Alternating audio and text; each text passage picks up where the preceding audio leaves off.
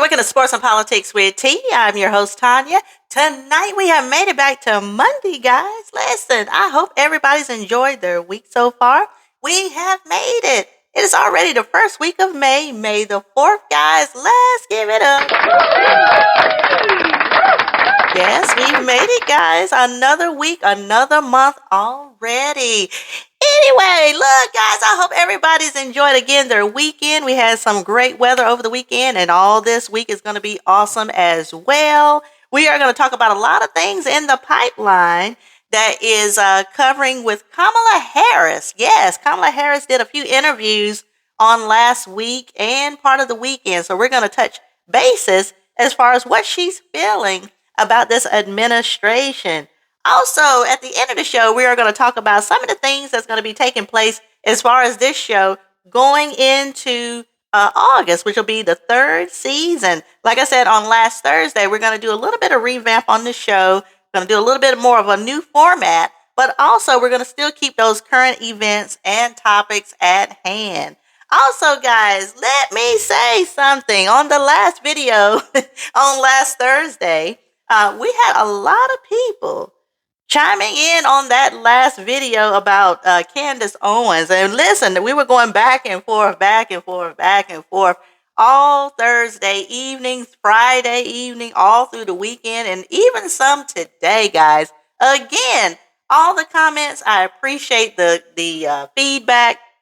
I appreciate everybody just chiming in and letting them know how you feel about certain situations. I'm going to reiterate, Candace Owens is MAGA. Okay. I know people don't want to believe it. I know that they can't come to terms with it. They're in denial and all of that.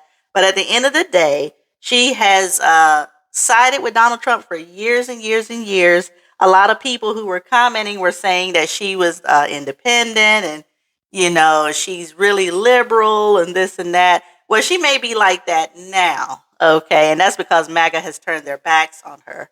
But if you go back to some of those old clips and those old videos, you will see that she was diehard Trump and diehard MAGA. Okay, so let's go ahead and make that clear because we had a lot of comments on that last video. So I mean, it was more than which I was happy to see, but it was just amazing, just people's outtakes and just letting me know how they feel about certain things. But again, thank you again for all the comments and everybody chiming in on that last video. So let's go ahead and get started for tonight. We're going to talk about Kamala Harris. She is being interviewed by Al Sharpton, and this is at the National Action Network convention.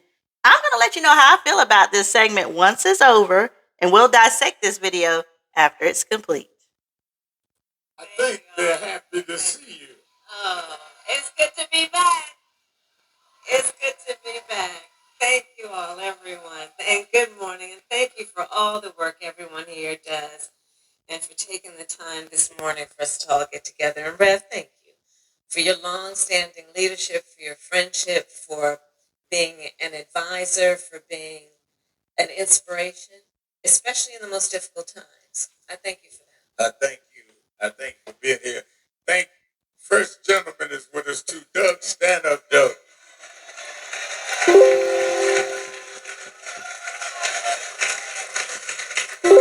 Let me go right into some of the things that I really wanted to talk to you about. All right. Today, even with the tenuous ceasefire, the war is no longer contained. It's become a regional war in terms of Iran. And we get mixed signals from the president, which is not strange to me, that one day we're going to stop, one day we're going to start, one day it's not a war, one day it is. And on Easter Sunday, using all kind of profanity and attacking a religion or mocking it. I mean, from the first strikes, you have been about your opposition to this war and to this engagement. And as you see it now, explain to me why there's such a danger on a global level, which I believe was the basis that you had opposed this engagement from the beginning and had said that, and it seems like not that you wanted to be right, that you have been right because we're losing lives on all sides and we don't even know why. That's right. Well, you are correct, Rev. From the beginning, I have been unequivocally opposed to this war of choice that Trump has entered. Let us understand, first of all, this president is the first president of the United States since World War II who does not believe in the alliances that we have with friendly nations, does not believe in the strength of them, the recognition of the history with them, and the importance that that relationship bears on our standing around the world, our influence around the world, not to mention our national security. This is the first president of the United States post-World War II who has not considered the United States of America to have a responsibility to be a standard bearer around international rules and norms, such as sovereignty and territorial integrity. Look what he did as it relates, and what he has been doing as it relates to Ukraine. And why is this important? Because America's strength in the context of the globe and the world relies on a number of things. Yes, it relies on the fact that we have the most lethal fighting force in the world, our military, and it relies on what we call our soft power, which is the importance that we have placed in being a participant with other democracies around holding up international rules and norms such as human rights, such as the importance of respecting relationships. Foreign policy is a lot like your friendships in your personal life. The strength of the friendship is going to be based on some mutual recognition of the history of the friendship, what you've been through together. It's going to rely on trust, which is a reciprocal relationship. You give and you receive trust. It's a back and forth. Friendships rely on consistency. Do I follow through on what I say? What I've said? Well, none of this can be counted on when it comes to Donald Trump. None of it. It is, yes, evidence of his lack of character, but it is harmful to the people of America, not to mention people in allied nations around the world. So he enters into this war, a war of choice. Remember, the man said he got rid of their nuclear arsenal. Obliterated it, he said. You know how he likes to use those kind of words? Obliterated it. Which is not an ambiguous term. That means you took it out. Well, evidently he didn't do that. He is causing U.S. service members, 13 to have lost their lives, hundreds, it is estimated, of others to be injured, some very seriously, putting U.S. service members at risk. Abandoning alliances. He's been pointing fingers at NATO, right? So understand what that is. Those are friends of ours that we have had, and that bond formed mostly out of what happened in the 1930s, again, post-World War II. Under our administration, we expanded NATO. We brought 2 more countries in. He's now pointing fingers at these friends of ours who don't want to go along with his war of choice. And I mention all of this to say 2 things in particular, which keeps me up at night, frankly, as your former Vice President of the United States. And it is this. America has increasingly, under Donald Trump, become more unreliable as a partner to our friends, and America has increasingly, second point, lost influence.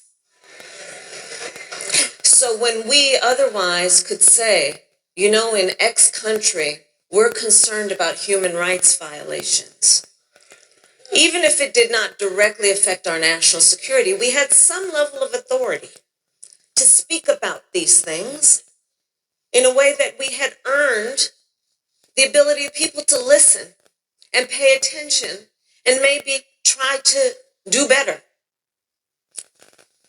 We have become more unreliable under this man, and we are losing influence. And my concern is not only just the fact of it, but it's going to take a while and some serious work, way beyond the end of this man's term, to regain whatever we had. I will tell you, Rav, though, what gives me some sense of optimism includes this. As Vice President of the United States, I met with over 150 world leaders, presidents, prime ministers, chancellors, and kings. Many of them multiple times, and formed relationships. I have traveled the globe many times over, and I will share with the friends here, one thing that I realized is that the relationship that we have with allied nations, yes, can be forged and reinforced by the leaders, but I will tell you, the true strength of those relationships is the people of those nations feeling some level of identity and connection with the people of our country. And that includes the people in this room. Because I will tell you, in meeting with so many foreign leaders, the first foreign leader that I invited to my home as vice president was then German Chancellor Angela Merkel. I had her over for breakfast. And we sat down, it was called a bilateral meeting. We sat down and we talked about everything. It was before Russia invaded Ukraine. We talked about Russia and China and a number of things. And then she leaned over to me and she said, please tell me what's going on in your country with voting. Because she was very concerned about the erosion that she was reading about and hearing about in the United States around obstruction of voting rights. Yeah, and I'm just going to chime in for just a second about what she said as far as Donald Trump and how he's going about this war and how he's treating the allies of NATO. You got to understand, we have allies overseas, guys. And I've been telling you for the longest, Donald Trump, he is a bully. He wants to be a dictator. He doesn't want allies helping. He doesn't want to help allies, right? But that's the whole point of having allies, is having friends overseas to assist us when it comes to wars and, foreign affairs. Well, guess what? Now he's mistreating even the allies. These are people that will team up with us to fight countries that is in threat to us, right? And like what Vice President Kamala Harris was saying, we've always had that leadership. We've always had that influence on other countries because we were the strongest nation for the most part. Most of the allies are usually smaller countries that helps us. But guess what? Now he is making it so that he doesn't even see them. He doesn't even, like she was saying, he's almost like trying to rule other countries, even some of the allies as well, so that's not good, because if those allies turn against the United States, we're in it by ourselves, right? And we're losing thousands of people every day, civilians, service people. And it's just sad, he does not care. He only cares if it affects him. And I've been saying that since day one. And I'm going to keep saying it until it registers. Okay. Now she's getting ready to talk about the voting. some of the things that they're getting ready to change as far as these midterms, because midterms are going to be at the end of this year going into January. So let's listen in on this segment as far as what she's predicting their strategy to be. I bring it back to Nan because here's the point there. She was fully aware of the leaders and the activists and the heroes that we honor who fought for voting rights. She knew of the struggle. She knew of the work it requires, and she knew what was at stake. And I will tell the folks here that, again, part of the relationship that we will ever have with the people of other nations will be because of folks like the folks in this room who are always fighting for the ideals of America, always fighting for what we know to be true commitment to freedom, to justice, to liberty, and to equality. So there we go. Now,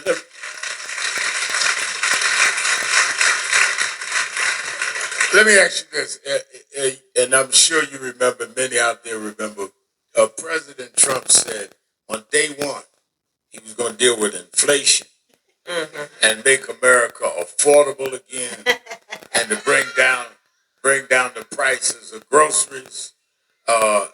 It's safe to say these things didn't happen. So I mean, what do you make of this? I know you know I'm the preacher, but you practice better than me. I'd be up in the middle of the night saying, "I told you so," but how do you, on a serious side, deal with the fact that we are dealing at a time this war exacerbates it? What's going on with the Straits of Hormuz all exacerbates it, and we're paying for this. This is not just some foreign affair issue somewhere else. That's right. The American citizens, black, white, red, blue, don't matter, are paying for this war. Yeah. And the American citizens will always pay for war. So that is true. First of all, just to answer the first question, and I heard friends in the room say, he lied. He lied. He told the American people on day one he was going to bring down prices and costs. And he lied. I will say this, however. You know, when you look at the numbers in terms of that election, 1/3 voted for him, 1/3 voted for us, and 1/3 did not vote. And I do believe there is a healthy number of the folks that voted for him that believed him and voted based on that very important issue, which is, can they afford to get through life with dignity and being able to take care of their family? It's without any question, I would say, the number one issue for most people in our country. And you look at it, though, what he has done is, instead of taking care of the average everyday folk in America around their need for affordability, he'd been taking care of his rich friends and his own family. All right, so let's stop right there. Remember when I said about he only cares about the rich, guys? And that's, oh, excuse me for a second. Hold on. I'm just going to take this. But do you remember when I said he only cares about the rich? And that's it. He doesn't care about the American people. He could care less. If you're not wealthy and you're not white, he doesn't see you. So I just had to go ahead and point that in. So anyway, let's keep going. You look at what's been happening, the cost of gas, the cost of food, unemployment, inflation have gone up since he has been president. And then now, he has, you know, he says what he's thinking. I mean, here's the thing. We don't have to kind of like, what does he mean when he says that? Yeah. That's the one problem we don't have. So, he just said the other day, the government shouldn't be responsible for affordable child care. What he said. This is the same man who pretended that he's a family first president. Yeah. He doesn't care. They're asking for at least $200 billion. I heard today the number may be as high as $400 billion, $200 to $400 billion for this war. Meanwhile, they've cut Medicaid, premium prices for healthcare have gone up, SNAP benefits, WIC.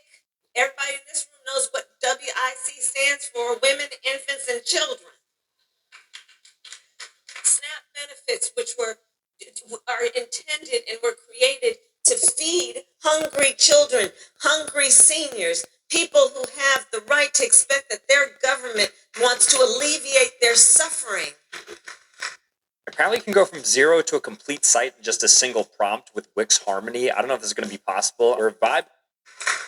So he again has shown his character on issues like this. And his character is he is telling the American people he doesn't care about you. Thank you. But I would caution us to understand it's not only about him. At some point, he will be termed out of office. And understand it's not just about the individual, it's about the apparatus, if you will. I would prefer to just talk about the cronies who are allowing this to happen. Yeah. Members of Congress, Rev, I'm going to use the F word, who are feckless. It's an appropriate F word. Who don't, and I served, as you mentioned, Rev, in the United States Senate for 4 years. I know a number of these folks. And I know that so many of them know what's wrong with this. I know they know it. But they don't have the courage to stand up. They want to walk around with their flag pin, having their staff run around and chase them like they're royalty. They don't want to give up those jobs. And they know it's wrong. The other thing I've come to, I know we're all spending a lot of time thinking about how could people be this way.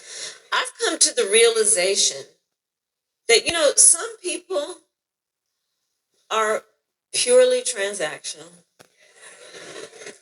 By that, I mean they're in it for what they can get out of it, and whoever is harmed in the process, so be it. They're not burdened with doing what is morally right, what is principled, what is value-based.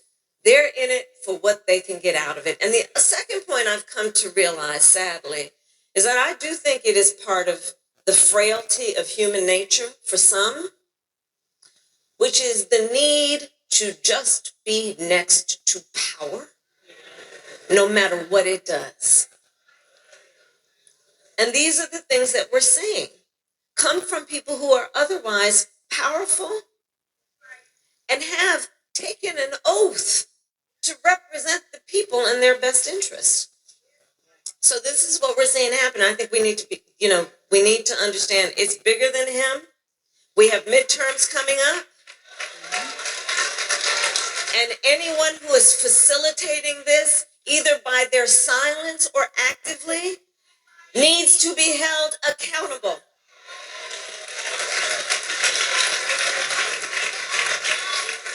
One of the things you said that I want to go back to quickly is the standing in the international community. Yeah. That has been severely damaged by this president. And how can that even be restored? It's going to take years. He's broken commitments, promises. He's in many ways excoriated some of the allies. Yeah. How do you rebuild a global kind of image of where the United States was that he's torn up in a year and a half? You're right. One, we're going to have to, it's going to take, I think it's going to take more than one election to do.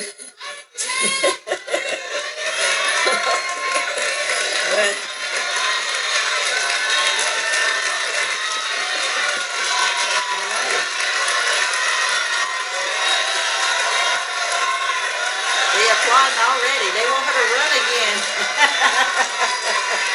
Oh, wow.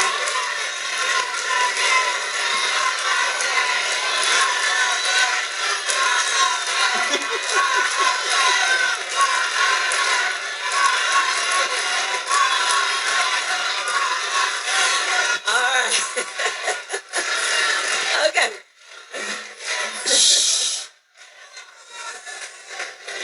Now, y'all know I don't allow disruptions at my convention. Y'all know how quiet and laid back I am. What do y'all think, y'all? So I'll say this back to your question, Renee. And I thank everybody here. It will be about what it's going to take to repair and revive relationships. But there's another piece to this that is equally problematic, which is, that saying, nature abhors a vacuum, right? I mean, back to the point about relationships. The other thing about relationships we know in our personal life, you have to be present. You have to be there. So the other thing the man has done is he cut USAID, which was a commitment that we made and funded over many years that the United States of America, we still didn't fund it enough, by the way, but we did fund it, aid that we would give to nations in need, whether it be because they were dealing with a health epidemic. For years it was HIV, AIDS, cholera, hunger, and through USAID, we would give aid and assistance to nations in need. And by the way, that was not pure benevolence. There was also an understanding when you do that, you earn the credibility to then talk about some other things. So it's not like it's purely selfless to do it. It's not like, what they would have you say, oh, American tax dollars shouldn't be going to this. America benefits from that. Our national security benefits from it. If you want to understand, right? There's multiple purposes. Well, he cut that. So we're not giving that level of aid. But the other thing, nature abhors a vacuum. When you are not present in these relationships, other people will fill the void. So see China. I mean, somebody asked me the other day, what's your take on China's connection to all this? And I jokingly, half jokingly said, well, China's just sitting back eating the popcorn. But what they're also doing is filling the void. When I was vice president, I was very intentional. And one of the things I'm very proud of is I was doing the work of attempting to change the narrative around the relationship between the United States of America and the continent of Africa. Because, we have historically, when we have worked on the relationship, it's been about aid. But my point was it needs to be about partnership, right? Understand that on the continent, the median age, I think now, is about 19 years old. The prediction is that by the year 2050, 1 in 4 people occupying Mother Earth will be on the continent of Africa, which presents either a wonderful opportunity for partnership and investment, understanding this population of people are going to have such a huge impact on the future of the world, or it's going to present a risk if we just ignore the needs of the people who are there. For example, in many African nations, their economy is based on agriculture, right? So the work that we could do in partnership around new ways of, I've been spending a lot of time in the South, as you and I talked about. When I leave here, I'm going to North Carolina, South Carolina, and Georgia, and then Arkansas later. But agriculture, and in fact, some partnerships with our local farmers and farmers on the continent.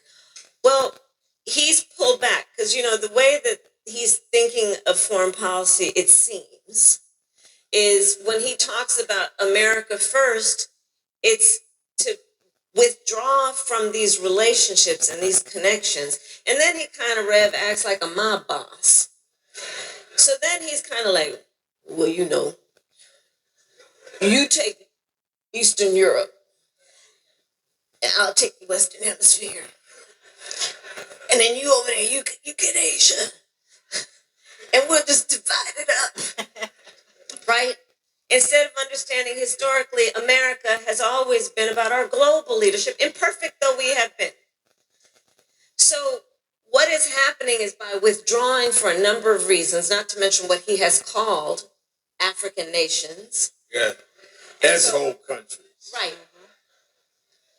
What is happening is the other thing that is going to require the work after he leaves office is understanding that people have filled our void, in particular China. And how's that going to work then? When, again, relationships are based on who's been with me, who's been here. I'll give you another example, and then we can go on to the next question. When I was vice president, I spent a lot of time focused on the Indo-Pacific. So, again, you got to be present. So I spent time and traveled to Vietnam, to Singapore, to South Korea, to Indonesia, to Japan. Why did I go to those places and have multiple meetings with those leaders? Because China is attempting to influence that whole region of the world, which we have a direct connection to. California is right in the Pacific, right? 40 million people. We have a direct interest in what happens in that region, so we need to be present. You look under the Trump administration, they have pretty much withdrawn from our relationships with Indo-Pacific countries. And you see, that's another thing. You see, he's trying to, like I said, just be a dictator. He doesn't want the aid of other countries, and he doesn't want to help countries in need. It's selfish.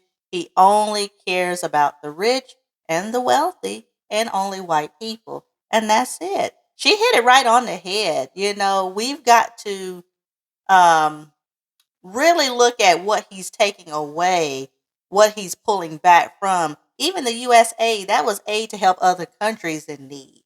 You know, we've always been the stronger nation. We've always been that powerful nation that when other smaller countries needed help, we were able to, get them the assistance that they need. But now that he's taking away that assistance, it's almost like they're fending for themselves and they're supposed to be our allies, right? They look up to us to give them the assistance that they need, So it's just crazy, guys. I think she did a wonderful thing. We'll probably cover the second half of it on Thursday because this is about an hour long. But I wanted to touch bases on why she feels the way she feels as far as what he's doing with this country, all the promises he's not making as far as the economy, the inflation, and he's not even talking about any of that stuff. His mind is everywhere but the most important thing, and that's the American people. Okay. But anyway, guys, I hope everybody's enjoyed for tonight. We'll be back on Thursday at 8 p.m. Did y'all enjoy tonight?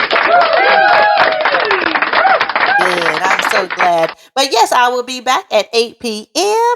And if you enjoyed the content, please hit like, share, and subscribe. And also, if you can, please hit the notification bell. That way you won't miss any episodes every time I come onto YouTube. I will be back on Thursday at 8 p.m. And again, thank you for all watching. And I will see everybody again on Thursday. Take care. Bye-bye.